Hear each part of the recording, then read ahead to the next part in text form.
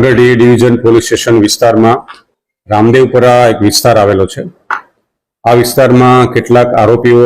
છેલ્લા ઘણા સમયથી સક્રિય હોવાનું પોલીસના ધ્યાને આવેલ। તાજેતરમાં બે બનાવો એવા બનેલ કે જેના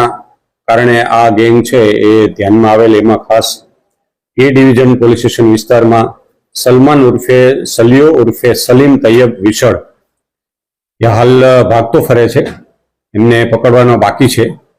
સાથે સાથે એક મેંદરડા પોલીસ સ્ટેશનમાં પણ હમણાં તાજેતરમાં તાલાળા વિસ્તારનો એક બીજો આરોપી નાઝીમ હબીબ સોઢા જે તાલાળા વિસ્તારનો છે અને મેંદરડા પોલીસ સ્ટેશનની હદમાં એમણે માર મારીને લૂંટ કરેલ હોવાનો એક બનાવ છે બનેલો। આ સભ્યો કોણ કોણ હોઈ શકે, આ કેટલા સમયથી આ ગુનેગારો છે, આ બધાની તપાસ એલસીબી પીઆઈ શ્રી જે પટેલને સોંપવામાં આવેલી। ત્યારબાદ આ ગેંગ દ્વારા અલગ અલગ ગુનાઓ છેલ્લા લગભગ 2014 થી શરૂ કરીને આજ દિન સુધીમાં છેલ્લા 10 વર્ષમાં એમણે તમામ પ્રકારના, જેમાં લૂંટ, ખૂનની કોશિશ, ખૂન, ધાડ, આ ઉપરાંત ખંડણી, હથિયાર અને દારૂ જુગારના અસામાજિક પ્રવૃત્તિઓના અને નાની મોટી ઈજાઓના પણ પુષ્કળ પ્રમાણમાં ગુનાઓ હોવાનું ધ્યાનમાં આવે, જેની એક પ્રપોઝલ કરીને જુનાગઢ રેન્જના આઈજીપી શ્રી નિલેશ જાજડિયા સાહેબને તરફ મોકલેલી। એમની મંજૂરીના આધારે આ ગેંગ વિરુદ્ધ ગુજસીટોકનો ગુનો ગઈકાલે રાત્રે દાખલ કરવામાં આવેલો છે। આ ગેંગના જે કુલ 9 સભ્યો છે એ પૈકી સલમાન ઉર્ફે સલિયો,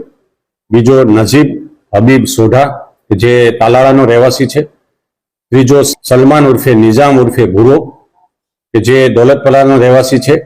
અજીત ઉર્ફે મંત્રી જે રામદેવપરાનો રહેવાસી છે, આમદ ઉર્ફે નારેજા જે પણ રામદેવપરાનો રહેવાસી છે, છઠ્ઠો આરોપી અમીન ઉર્ફે છોટે મંત્રી એ પણ રામદેવપરાનો રહેવાસી છે, અસલમ ઉર્ફે છમિયો એ પણ ત્યાં જુનાગઢ એ ડિવિઝન વિસ્તારનો દોલતપરાનો રહેવાસી છે, અને નવમો આરોપી સાજિદ ઉર્ફે બોડો। આ તમામ આરોપીઓના કુલ ગુનાહિત ઇતિહાસ જોઈએ તો 2014 થી 2024 સુધીના 10 વર્ષમાં એમના વિરુદ્ધ નાની મોટી કુલ 153 એટલે 150 થી વધારે એફઆઈઆર છે આ 9 આરોપી વિરુદ્ધ છેલ્લા 10 વર્ષમાં થયેલી છે। હાલ જે ગુજસીટોકનો ગુનો દાખલ કરવામાં આવેલો છે એમાં એની ગેંગ જે સંડોવાયેલા હોય એકબીજા સભ્યો તરીકે એવા કુલ 22 ગુનાઓ છે કે જેમણે એકબીજાની સાથે મળીને કોઈને કોઈ રીતે આ ગુનાઓ છે એમનો અંજામ આપેલો છે। ગુનાવાઇઝ યાદી જોઈએ તો પહેલો મુખ્ય જે સાગરીત છે સલમાન ઉર્ફે સલિયો, એમના વિરુદ્ધ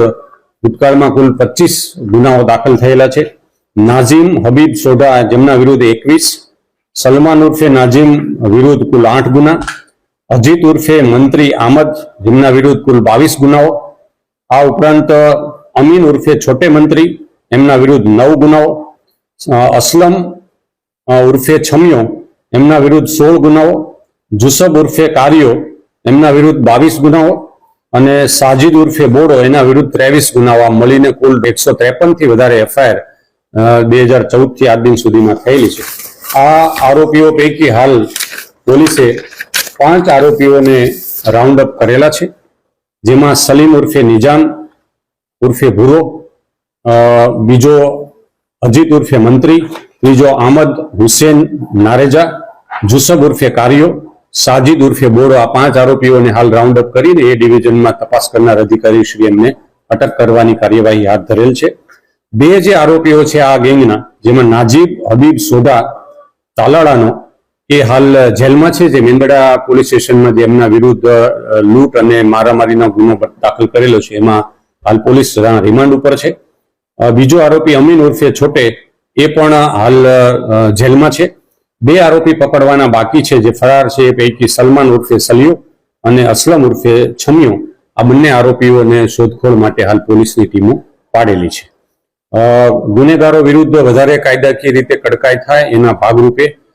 આવા જે સંગઠિત રીતે ગુનાઓ કરી રહ્યા છે એવા ઈસમો વિરુદ્ધ વધારે કડકાઈ થાય એના માટે આ ટીમ છે એ કામ કરી રહી છે, અને